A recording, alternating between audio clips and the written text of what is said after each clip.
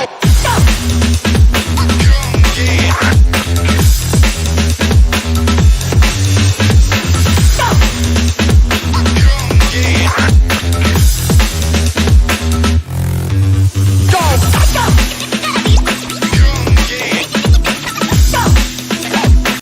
what's up, everybody?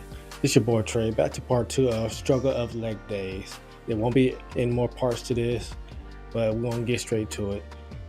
And this is titled Struggle to Leg Day Part 2, and 6 mistakes that we all make, or most of us make, when doing leg days, particularly the basic exercise like squats, lunges, and your deadlifts.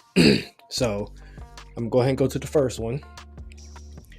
This is not the most obvious, but when people do leg day, you're supposed to rest in between your leg days, at least 2 days, 48 hours in between your leg days. But some people, they go running the day after their leg day, or proceed on cardio. Those 2 days after your leg day are very important days for your legs to rest, to rebuild, so they can be stronger. So basically, your cardio is hurting your muscle growth, especially if you're a very avid, consistent runner. If you run the day after your leg day, you're hurting your chance for your muscles to grow. So if you're a cardio person, take a day or two to rest first before you go back to running, and then wait and just do that prior to or on the day of your leg day. It'll help you if you do your cardio on your leg day, basically, like right after you do your leg day resistance training. Do your cardio then and wait 2 days to rest. It works better in that way. But let's go ahead and go to the next reason another reason why the mistakes you're making for leg day. Now, leg days, the most fundamental exercise when it comes to leg day is squatting. And some people, they are not squatting good enough for it to really count as a true leg day. If you're squatting, you're supposed to be doing a deep squat, which encompasses or which activates practically a majority of the muscles in your glutes, your I was about to say calves, but not calves, the quads and your hamstrings. Those should be activating all of those muscles, while also your core is still engaged, your low back is still engaged in the squat. So your squat actually encompasses more than half your body to do this movement. And people who, when they squat, most people are not squatting to the full range of motion, or at least 80% of the range of motion. So you're supposed to squat as deep as possible you go, but do not stop where there's so much tension on your knees. So let's go to the next one, which is very related to this motion. The next thing is, just like with the previous, you're not squatting deep enough, or your squat form is off. For some people, you're not planting your heels on the ground for your leg days, because with people, a lot of us have limited ankle mobility. I'm a victim of that, and it's gonna be like that.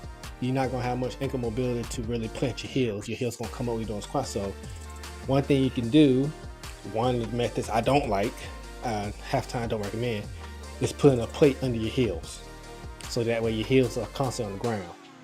But the another method, which is just as better, is a little exercise correction with just widening your stance a little more, just a little bit more, not too much, not like a sumo squat stance, but just a little more, where you keep your heels planted, but also make sure your feet is not too pronated too much, which means your toes pointed outward too much.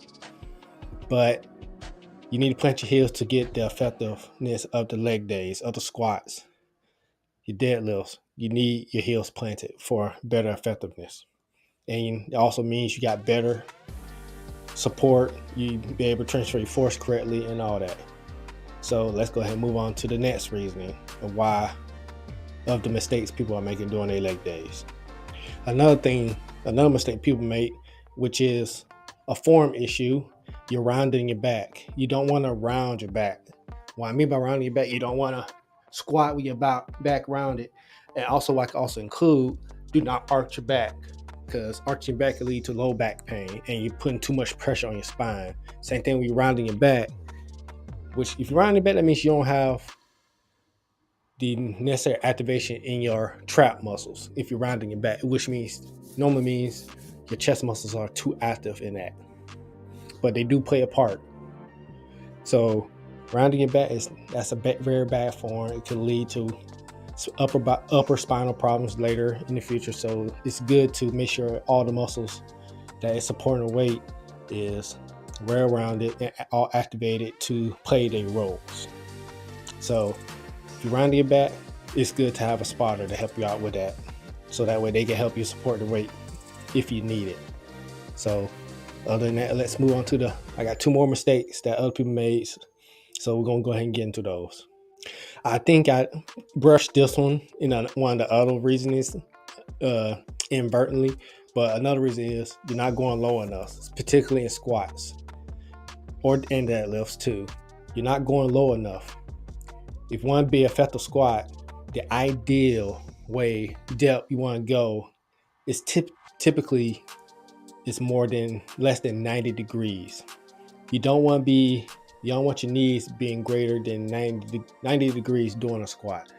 If it's greater than 90, it has to be close to 90, but you don't want your knees to be at 90 because that's where the shear force of the squat is actually as strong as on your knees, is at the 90 degree angle. So you want to make sure you either could get below 90 degrees or at least get close enough to 90 degrees. So like I said, you want to make sure you're squatting low enough because it is very important to get the full effect of the squat. Now, if you're in low bar squat, you don't need your knee angle to go below 90. If you're a high bar squat, you can go lesser than you can. This is 90 degrees. Say this is 90 degrees. If your knee is at 90 degrees, when you're doing a squat, you don't want your knee at a 90 degree angle. If you're in high bar squat, which is the bar literally on top of your shoulder, on the back of your neck, you can go below that 90 degree mark. But if you're doing high bar squat, which sits on your upper back, like on your traps, on your shoulder blades, most of the time, because since you are more bent over in that low bar squat, you want your knees to at least get close enough to 90, but you don't never want at 90. And if you know the differences between the high bar squat and low bar squat, go to one of my videos that explains the different types of squats, which I will pin the link below. Pin the link in the description below about that. It's one of my older videos. So let's go ahead and move on to the very last mistake that people make when it comes to leg days. Now this one I don't need to go into deep detail, but think about it. Your leg muscles are the biggest muscles in your body, and guess what? Your leg muscles uses the most blood and nutrients. It does for it to be repaired and to get stronger, to generate more force. So the last mistake people don't make, and this particularly for guys who don't like to do leg day, who never actually do leg day also, you need to take advantage of that growth hormone. Because think about it, your legs activate that growth hormone more than your arms do, since they are bigger muscles. They generate more force, more blood is needed for them. They also need more oxygen and more nutrients for it to build and recover. So if you ain't taking advantage of that growth hormone, then you're not doing leg day properly. And trust me, that growth hormone, especially when you're younger, is very important, especially when you're in the ideal growing years. And that's pretty much it for all those 6 mistakes for people make during leg day. Sorry if I'm stuttering, it's just a habit. So if you made this far, go ahead and hit that like and subscribe. Helps me out a lot. Reach a broad audience. Also hit that notification bell for all future uploads, and also leave a comment, tell me what you think about these mistakes, and if you got anything to add. Like I say, I will add the types of squats in the link in the description below. The link to them in the description below. There are old videos that I made. All right. Until further ado, I catch you on the flip side. Y'all have a good one, and peace.